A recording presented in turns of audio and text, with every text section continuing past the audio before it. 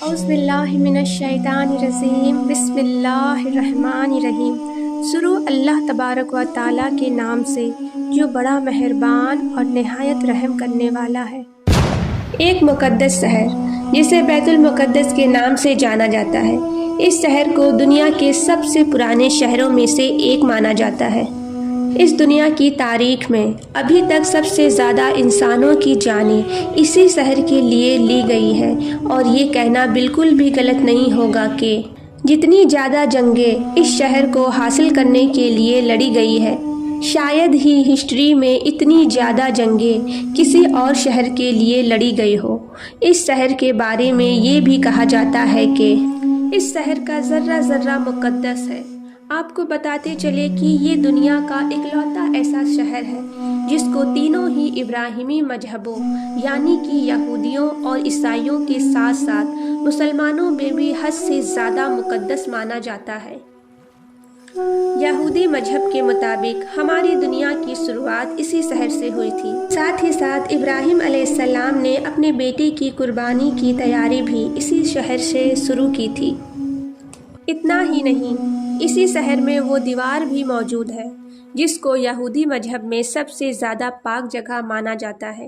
یہ وہی دیوار ہے جس کو ویسٹرن وال کہتے ہیں، جس کو ہزاروں سال پہلے حضرت سلیمان علیہ السلام کی طرف سے بنوایا گیا تھا۔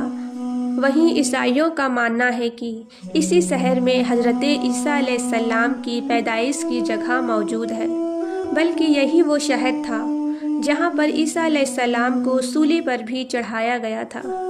اور اگر بات کریں مسلمانوں کی تو اس شہر میں الاقصی نام کی وہ مسجد موجود ہے جس کو اسلام دھرم میں تیسری سب سے پاک جگہ مانا جاتا ہے۔ یعنی مکہ مدینہ کے بعد مسلمان اگر سب سے زیادہ اہمیت کسی جگہ کو دیتے ہیں تو وہ یہی جگہ ہے۔ اس کے علاوہ مسلمانوں کے لیے یہ شہر قبلہ اول بھی ہے، کیونکہ کعبے سے پہلے مسلمان اسی شہر کی طرف منہ کر کے نماز پڑھا کرتے تھے۔ ہمارے آخری پیغمبر حضرت محمد صلی اللہ تعالیٰ علیہ وسلم نے جب معراج کا سفر کیا تھا تو یہی وہ شہر تھا جہاں الاقصی کے اندر پیغمبر حضرت محمد صلی اللہ تعالیٰ علیہ وسلم نے سبھی نبیوں کی امامت کی تھی۔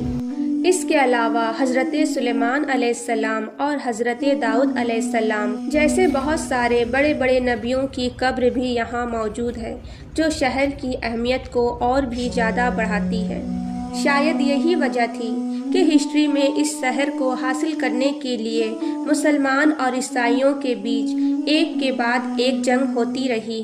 مسلمانوں اور عیسائیوں کی یہ جنگ کئی صدیوں تک چلتی رہی تھی۔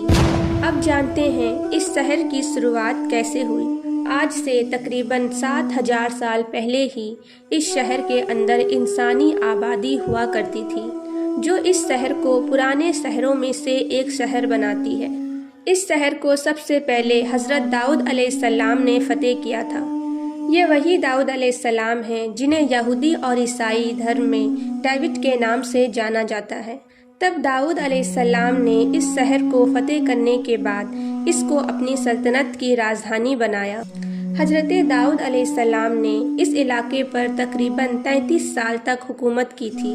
اس کے بعد ان کی حکومت ان کے بیٹے حضرت سلیمان علیہ السلام کے پاس چلی گئی۔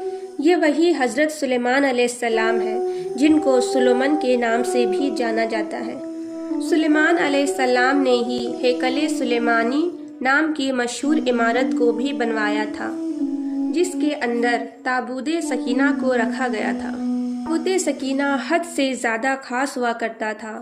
اس صندوق کے اندر پرانے گزرے ہوئے نبیوں کے تبرکات رکھے ہوئے تھے۔ حضرت سلیمان علیہ السلام کے چلے جانے کے بعد اس شہر میں بہت سارے اتار چڑھاؤ آتے رہے ہیں۔ اس کے بعد 598 BC میں یعنی کہ حضرت عیسیٰ علیہ السلام سے بھی تقریباً 600 سال پہلے بابل بخت نظر نام کے ایک ظالم بادشاہ نے ان لوگوں کے اوپر حملہ کر دیا۔ یروشلم شہر پر حملہ کرنے والے بخت نظر نے نہ صرف اس شہر کو پوری طرح سے برباد کر دیا، بلکہ ہزاروں بنی اسرائیلیوں کو موت کے گھاٹ اتار دیا، اور اس سے کئی زیادہ یہودیوں کو غلام بنا کر وہ اپنے ساتھ بابل میں لے گیا۔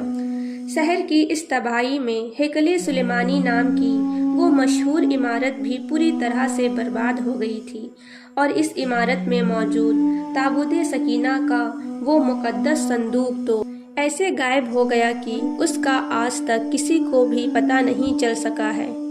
इसके बाद धीरे धीरे वक्त गुजरता गया और फिर कुछ सालों के बाद 539 ईसा पूर्व में साइरस द ग्रेट नाम की एक ईरानी और बहुत ही रहमदिल बादशाह ने उस बाबुल पर भी हमला कर दिया।